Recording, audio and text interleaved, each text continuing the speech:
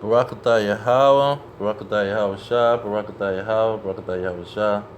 Now, many Bible scholars and churches and religions push that all nations will be blessed through the seed of Abraham, and they try to say Christ is that seed. So, having faith in Christ, then you can be blessed and you can have salvation.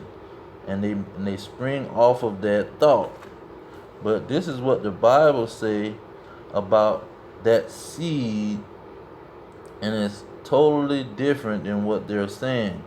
You go to Genesis 28, chapter 14. It says, Genesis chapter 28, verse 14 and 15. It reads, "And thy seed shall be as the dust of the earth, and thou shalt spread abroad to the west, and to the east, and to the north, and to the south." So his seed was to spread, not become the Messiah and give salvation to all nations. His seed was to spread as the dust of the earth. And then later on say, "And in the seed shall all the families of the earth be blessed." Behold, now this is more going on to the seed, not Christ.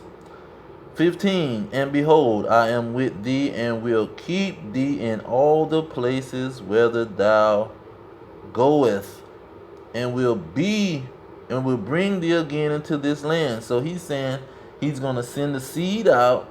In the places where the seed go, he going to be with the seed. And then he going to bring the seed back to the land.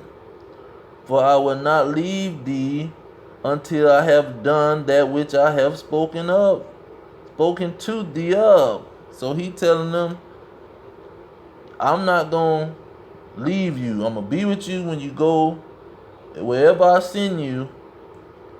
And in the midst of all him sending this seed out, spreading them abroad, north, south, east, and west, he said that's how the families of the earth shall be blessed. All the families of the earth shall be blessed. So he gave the criteria. He told you the whole storyline of how the thing was going to go. It wasn't going to be that one of those seeds was going to turn into this Messiah, and then the Messiah was going to bless everybody. See, that's something somebody done made up. And when you go into Galatians, that's Paul. Let's go into Galatians real quick, because I know that's what they're springing off of. You go into Galatians 3:16. Just the last part of the Galatians, because in 16 he let you know he not talking about seeds. He talking about seed, which is the anointed. You see, and the anointed is many peoples. Many peoples with the anointed. But this is telling you the end of it. The end of chapter 3. He said, "There is neither Jew nor Greek." So he letting you know this is talking about the Jews. This is not talking about nobody else. This is talking about the Jews and the so-called Greek Hellenist Greeks that was Jews, but they was told that they can't call themselves Jews, and they was raised up as knowing as themselves to be Greeks, but they wasn't Greeks. They was from the Israelite bloodline, and he was telling them it's no difference between the Jews and the Greeks. Now this is all about y'all have to put faith in Christ, and y'all ain't got y'all following the law ain't gonna make y'all Abraham's seed and heirs to the promise of that, to be affiliated with that seed and the promise that was given to that seed to go back into the land and have salvation. He said that you got to have faith in Christ now. Now you got to have faith in Christ to be counted as that seed of Abraham, you Jews and you Greeks who are Jews, but they made you say you was Greeks. That's what he's talking about. So another verse that goes along with that is in John. John chapter 11, verse 52. John chapter 11, 52. And not for that nation only, but that also he should gather together in one the children of God that were scattered abroad. So when you go back to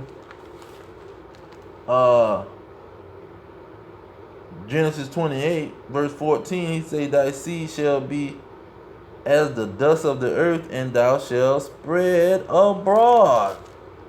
You see? That's who Christ was coming to die for. Because in 51, John 11:51, it say that the high priest that year prophesied that Yahushua, who they ignorantly call Jesus Christ, should die for that nation, and not that nation only, but that also he should gather together the one into one, the children of God that were scattered abroad. The only children of God that were scattered abroad was the Israelites, because that was a punishment to the Israelites. In Deuteronomy 28:15, he said that if you disobey my laws, you're going to get curses put on you. And one of the curses is in Deuteronomy 28:64.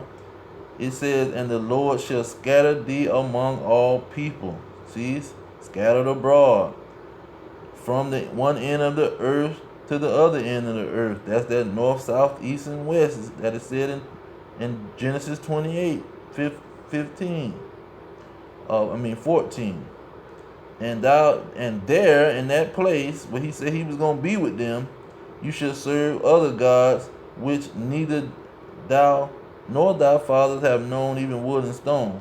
So he told them, when you go into captivity in these other places, that's how the families of the earth is going to be blessed. They're not going to be blessed because they're going to believe in Christ. They're going to be blessed because you are in captivity in their country. Now, where we at with the time? Now, I'm a part to this.